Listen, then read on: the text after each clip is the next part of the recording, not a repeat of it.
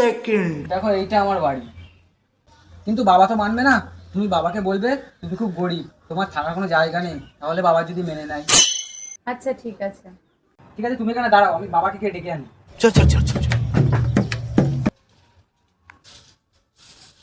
বাবা, বাইরে একটা গরিব মেয়ে এসছে, তোমার সঙ্গে দেখা করবে বলছে। দেখো বাবা, এই মেয়েটা। বাবু, আমি খুব গরিব, আমার থাকার কোনো জায়গা নেই, তোমাদের বাড়িতে কাজের লোক হিসেবে রেখে দেবে? তখন তোমার এই পৃথিবীতে কেউ নেই, তুমি আমার বাড়িতে কেন কাজের লোক হিসাবে থাকবে? আমি তোমাকে আপন করে নেব।